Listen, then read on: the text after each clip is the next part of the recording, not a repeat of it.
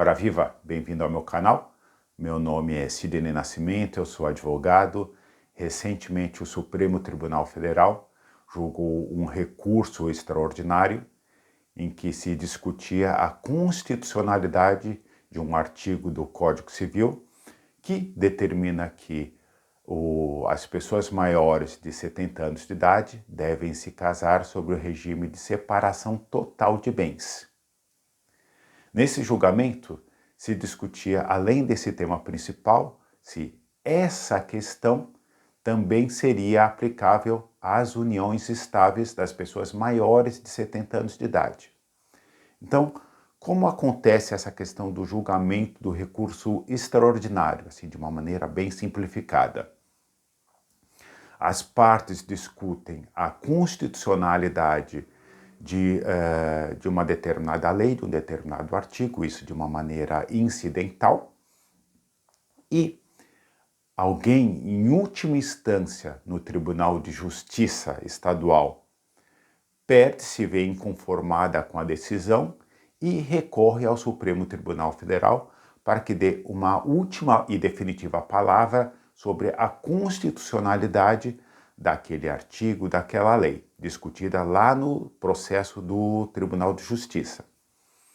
Neste caso concreto, a questão foi discutida em um processo de inventário e partilha do Tribunal de Justiça do Estado de São Paulo.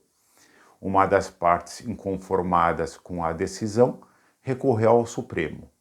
O juiz de primeira instância, lá do Tribunal de Justiça Paulista, entendeu que esse artigo que determina a separação total de bens obrigatória para os maiores de 70 anos é inconstitucional.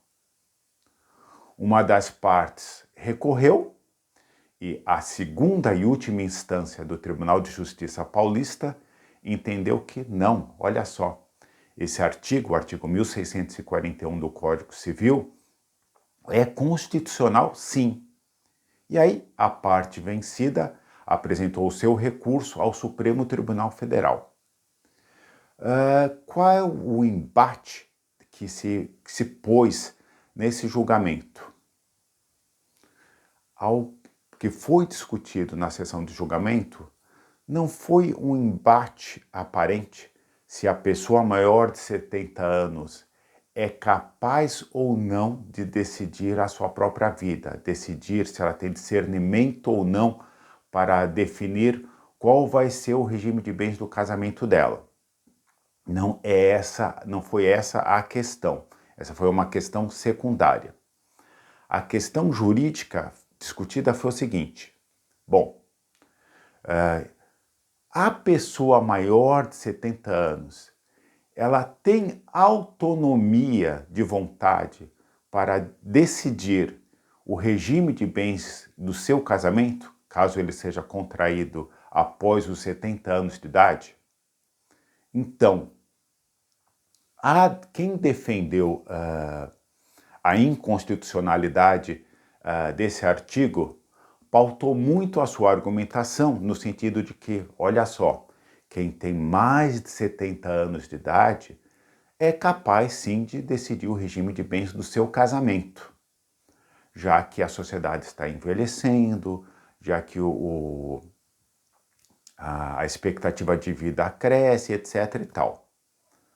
Mas a questão principal não é essa. A questão é a seguinte: bom, uma pessoa com 30 anos de idade, caso ela resolva fazer um testamento, ela não pode chegar e falar assim: olha, eu deixo 80% do meu patrimônio para o meu primogênio e o 20% restante do meu patrimônio ficará dividido entre os meus demais herdeiros.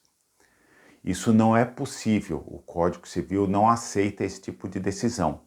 O Código Civil determina para as pessoas, independente da sua idade, que ela pode ela pode direcionar 50% do seu patrimônio para alguém em específico, lá no seu testamento. Então ela pode deixar 50% do seu patrimônio para o primogênito e os 50% restantes do seu patrimônio para os demais herdeiros.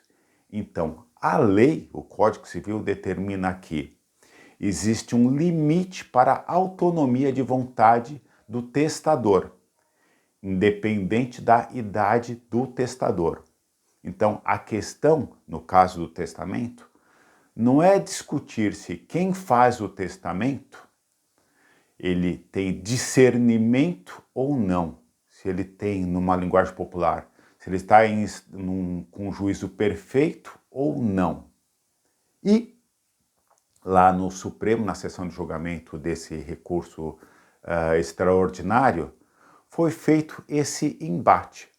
Então, a questão para a grande mídia, para a imprensa, ela transbordou de uma forma que a discussão posta era o maior de 70 anos, o velhinho, a velhinha, ele tem discernimento para escolher o regime de bens do seu casamento?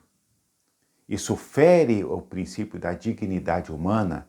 Isso fere o princípio da igualdade? O idoso ele deve ser tratado de maneira igual ao não idoso? Essa foi a discussão que foi colocada aí na imprensa e por parte dos advogados que participaram, que fizeram a sustentação oral lá nesse julgamento. Bom, e aí o que foi decidido?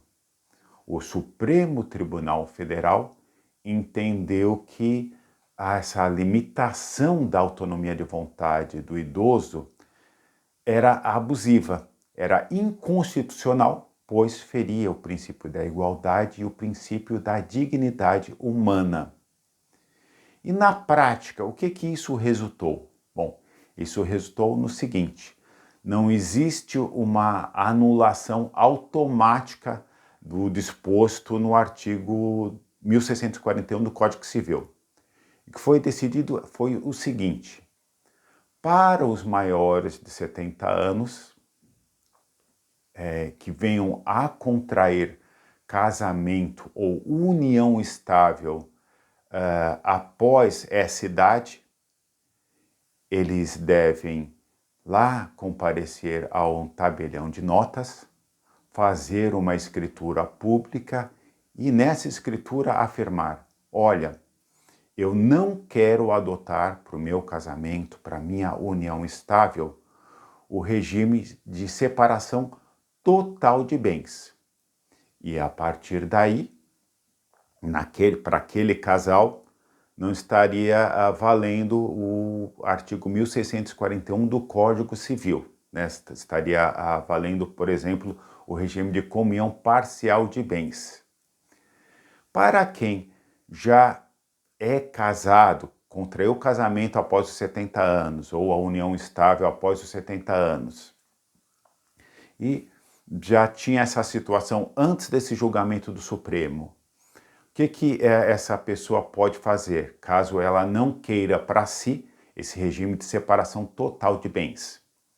Deve comparecer ao tabelião de notas e deve afirmar: olha, sou casado desde tal data com fulano, com fulana, ou vivo em união estável com fulana, com Beltrano, desde data tal, e queremos adotar para a nossa união, para o nosso casamento, o regime de separação total, ou melhor, não queremos adotar para o nosso casamento e para a nossa união estável o regime de separação total de bens. Queremos adotar para nós, por exemplo, o regime de comunhão parcial de bens. Então, é preciso escriturar de maneira pública essa disposição de não adotar o regime legal, o regime dito de separação total de bens para os maiores, para quem casou-se, né, ou firmou união estável após os 70 anos de idade. Isso é o que foi decidido. Então, caso você tenha alguma dúvida sobre esse tema, você comente aí nesse vídeo. Não se esqueça de manter a privacidade da sua vida nesse comentário. Não esqueça de dar o like caso você tenha gostado do vídeo, de se inscrever no canal e fique bem.